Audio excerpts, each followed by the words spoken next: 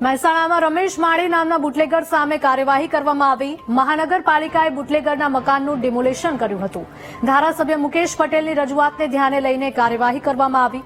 વિસ્તારમાં બુટલેગર રમેશ માળીના ત્રાસથી સ્થાનિકો પરેશાન હતા। બુટલેગર રમેશ માળીએ યુવક પર છરીથી હુમલો કર્યો હતો।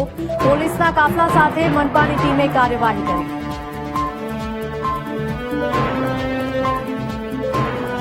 સંવાદદાતા સુધીર જોડાયા છે ફોનલાઈન પર। સુધીર, મહેસાણામાં રમેશ માળી નામના બુટલેગર સામે કાર્યવાહી કરવામાં આવી છે। આજે 5 દિવસ પહેલા નો બનાવ છે। બુટલેગર દ્વારા ત્યાંના રહીશને છરી મારવામાં આવી હતી।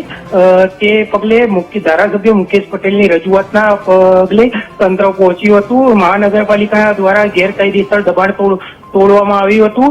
પોલીસના કાફલા સાથે બુટલેગર રમેશ માળીના ત્યાં સરકારી જગ્યામાં બનેલું બુટલેગરનું મકાન અસામાજિક તત્વોના ત્રાસના પગલે ધારાસભ્યોએ રજૂઆત કરી હતી। મકાન તોડવા પહોંચેલા તંત્ર સામે બુટલેગરો બળાપો ઠાલવ્યો હતો। ધારાસભ્ય મુકેશ પટેલ સામે પણ બુટલેગરોએ આક્ષેપ કર્યા છે કે બુટલેગર રમેશ શ્રી માળીના અનેક દમ પછાડા પછી દબાણ તોડાયું હોવાનું ચર્ચામાં આવ્યું છે।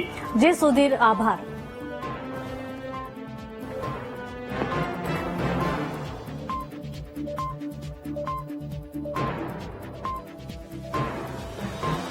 ભુજના કંઢેરા